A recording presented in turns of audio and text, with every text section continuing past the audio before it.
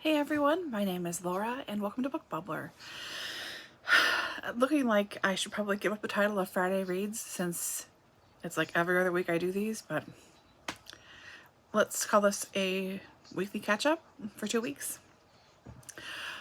For Songs of the Week, last week, again, all picked out, ready to go, but I am picking It's About Damn Time by Lizzo. I love Lizzo. I'm glad she has new music, and I like this new song a lot, so enjoy some Lizzo. And then for this week, I felt like 80s, something kind of 80s, techno-y, not techno, but you know, that kind of 80s sound. And I thought, Here Comes the Rain Again by the Eurythmics. How about that one? So there you go.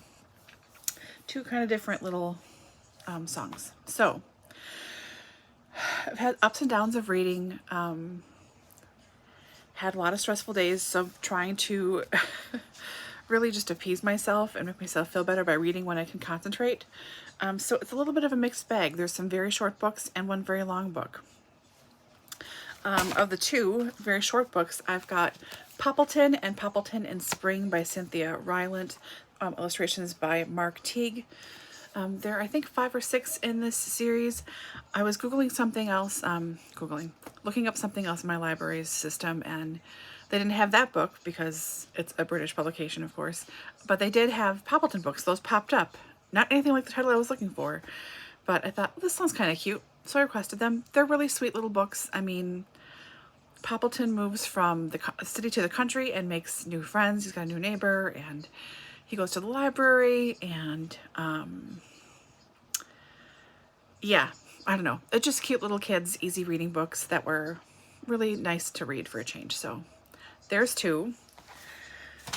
Then I've been kind of binging Kayla's videos lately. Kayla from Books and Lala.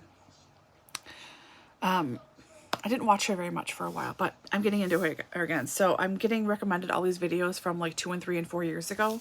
But in one of them, she talked about reading like her Enneagram type. And I've never done that test for myself, but I've always wanted to because I like dorky stuff like that, quizzes and everything. So Millenneagram was one she used as sort of a test to see what she was.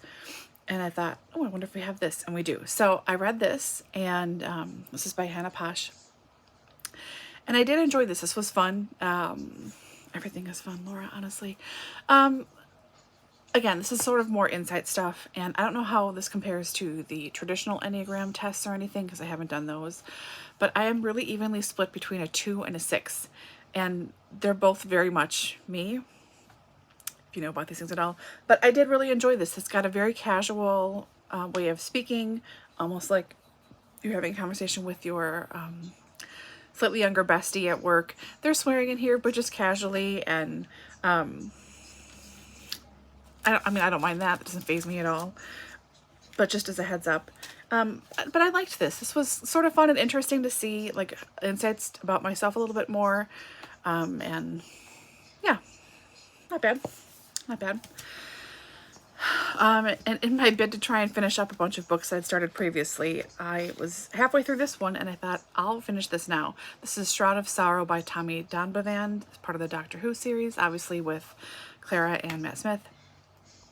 And this was fun. So this is set on the day after JFK gets shot in the 60s, 1960s. They end up going there, and there's these things called the Shroud, they figure out.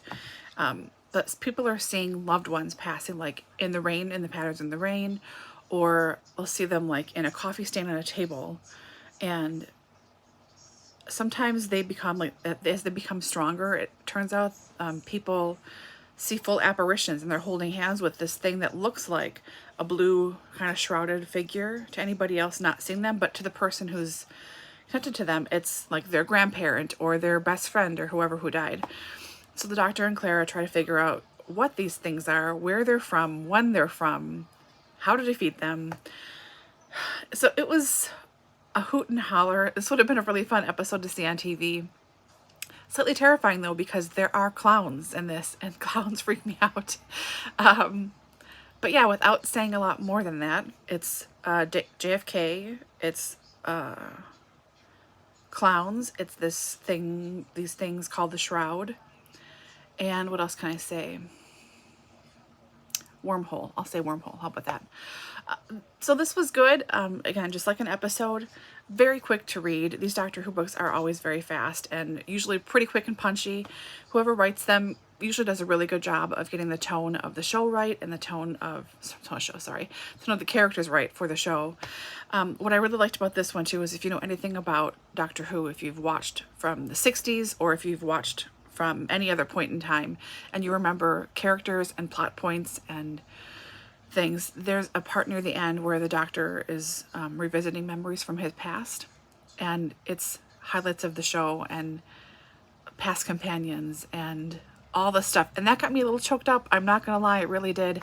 Because I remembered a lot of stuff that I really watched and was really into, and that stuff that made me cry when I was watching the show live. So I did really appreciate this one, and yeah, it was a good time. It was a good time. Should probably always have one of those on the go, quite frankly. It'd be a little fun thing to look forward to.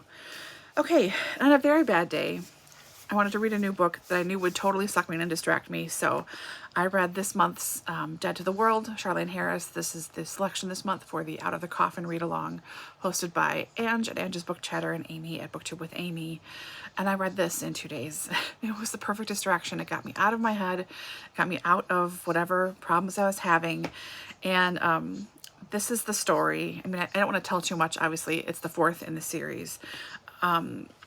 But this is the one where Eric loses his memories, and Suki finds him almost naked wandering the road one night. And just as she has vowed to herself and everybody else, it's New Year's Eve, that everyone else at Merlotte's, that she's going to have a much more chill year, and it's not going to be dramatic. She's not going to get involved in stuff. She's going to be a good girl and everything. She finds Eric shoeless walking on the road on the way home, and his memory has been wiped. So he's very kind and he's very nice, and so Suki has to help him. She eventually tries to find out what's going on. This story involves shifters, and also some shifters of a little village is probably too big of a word for this little town. That's also too big of a word. Cluster of houses around an intersection in the middle of nowhere called Hotshot. So she figures out what's going on there. That little enclave, there's a good word, that's involved. She goes back to Shreveport, working with Pam and Chow and Bill, vampires, and there's also witches in this one as well. So totally a good time. I really liked Eric this one when he lost his memories.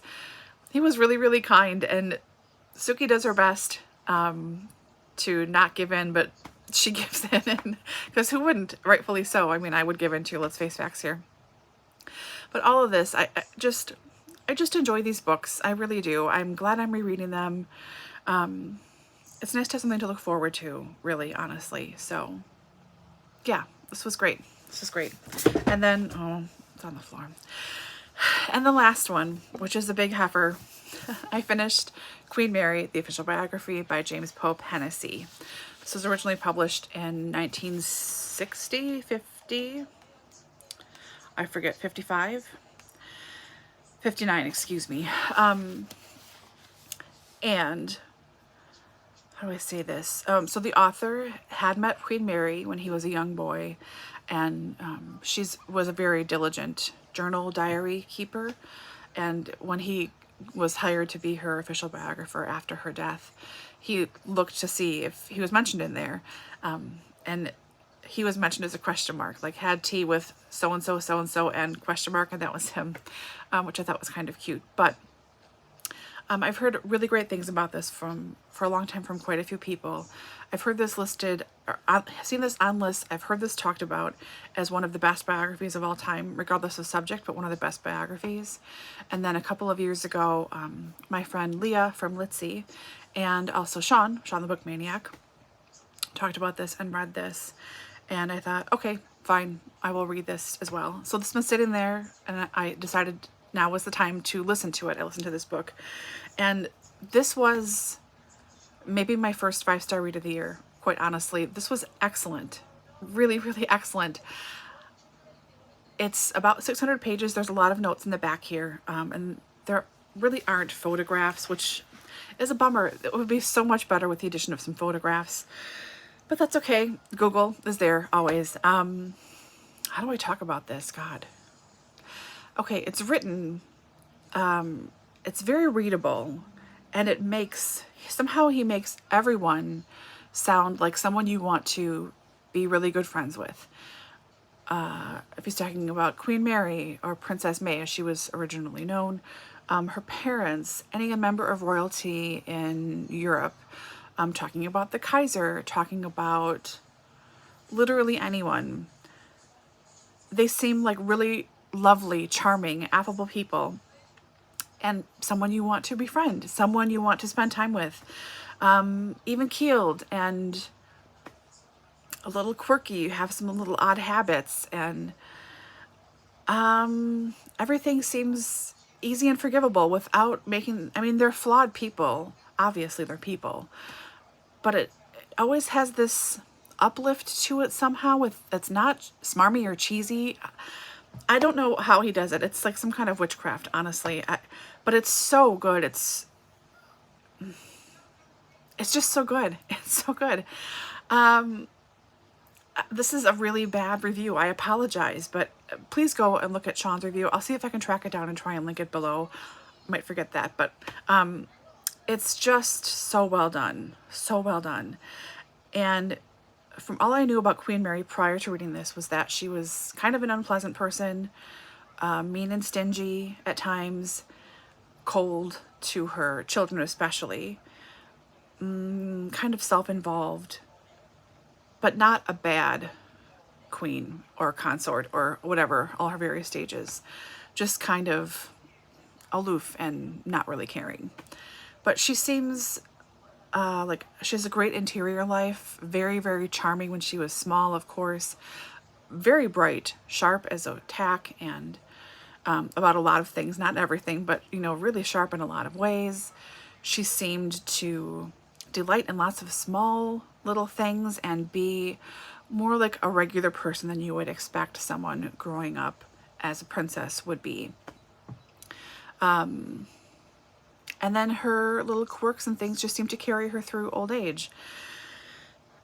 I realize that's not the case. Obviously, that's part of the magic of James Pope-Hennessy. What he's written here is that she seems so alive and vibrant and warm, and I don't know, you just want to spend time with her, you know? I'm sure that the truth lies in between this portrayal and the sort of reputation that she has in popular culture, for lack of a better word or term. But this was really wonderful. If you like biographies of any kind, especially royal biographies, I can't recommend this enough. This was really great. Yeah, 4.5 stars, but I'm bumping it up to 5 on Goodreads because why not? This is honestly, this is the best thing I think I've read so far this year. So this was great. The audiobook was great. I forget who the narrator was. I want to say Gareth Armstrong, but please don't quote me. He does an excellent job. It's like a 24 or 26 hour book, and it really kind of flew by. It really did. I listened to this in maybe 5 or 6 sittings total, on like 1.5 speed, 1.75 speed, sometimes 2 speed, depending on what else I was doing. But yeah, this was really great. So if this is interesting you at all for any reason, please go pick it up. It's excellent. There's also a companion follow-up called The Quest for Queen Mary, written by James Pope-Hennessy, and then another person. I forget the person's name. I apologize. Hopefully I'll have the cover up next to me here. And that was released 50 years after James's death, Queen Mary's death. I think Queen Mary's death. And it's his transcripts from interviewing all these footmen and royal members of all over the place, and goes to India and Denmark, and just interviewing everyone to research this book here. And that is the warts and all stuff, like really gossipy, funny stuff about what people are really like and what Mary was really like. And you know, it's stuff like I'm just like 50 or 60 pages in right now, but it's stuff like who had bad breath constantly, and who was perpetually late, or who was really a gossip. And it's all little asides that people make under their breath, or you just go, oh, you know how Jerry is such a lush or whatever. But like if Jerry is like Prince Gerald of whatever, it's like, oh, okay, so kind of a lush. That's really fun. So I'm kind of dragging that out a little bit because I'm enjoying it so much. So look for that one as well as like a follow-up. But this was really, really, really excellent. I'm very glad to have read this. So there we go. That's 6 books in the last 2 weeks. Not terrible, but it could certainly have been much better. What's coming up here now? This coming Saturday, so if you watch this on Friday when this hopefully goes up, it will be DEWEYS Readathon. So DEWEYS was started, I think, in 2007, and the website is 24hourreadathon.com. It used to be, for me, it used to be a lot more fun, especially in the early days of the interwebs when more bookish things were around. This was, I think, pre-Goodreads, before it blew up, certainly. But they had challenges every hour. You could participate or not. I made some really nice friends on DEWEYS from all over the country, and talked to really nice people from Germany and Puerto Rico and stuff. It was really great to connect with a bunch of people, and I really like them. So DEWEYS happens twice a year, in April and in October, and I always look forward to it. The last year, I haven't really had a good time. This year, I didn't officially sign up that I'm participating, even though I am participating. I'd like to do a vlog for the day if I can. We'll see if that actually happens or not. I don't really have any goals for it. I would like to finish 3 books. Even if I've already started them, I don't care. I would like to finish 3 books. But yeah, so that's happening on Saturday. That starts 7 a.m. Central Standard Time for me and goes to 7 a.m. Sunday morning. So we'll be doing that. And then Sunday at 4 o'clock Central Standard Time, my time, we'll have the Double Booked Co. book club discussion for this month's pick, which is This Tender Land by William Kent Kruger. It will just be me, I think, hosting this time. Danny is not able to get away from the baby right now, so I think it will just be me running a live show for the first time, not knowing what I'm doing, and not really knowing how to operate, not knowing at all how to operate StreamYard. So this could be interesting. It could be very short. And the only thing I can guarantee you is awkward pauses. So if you want to tune in and watch me tank things, please feel free. That's over at the Double Booked Co channel here on YouTube. And again, that's at 4 on Sunday. And yeah, other than that, just working both jobs, taking care of Kingston still. He's doing okay. He shook himself off the bed this morning when he was shaking himself this morning, so he's doing okay. He's sleeping next to me right now. And yeah, that's it. It was 40 degrees yesterday here, and it was 70 today. Lord knows what tomorrow's going to bring. You never know with spring in Wisconsin. Anyways, I hope you're all doing well and taking care, and you have read good things. And please go out and get that Queen Mary book if you're at all interested. It's really, really well done. Very well done. So, all right, I'll talk to you guys soon. Bye.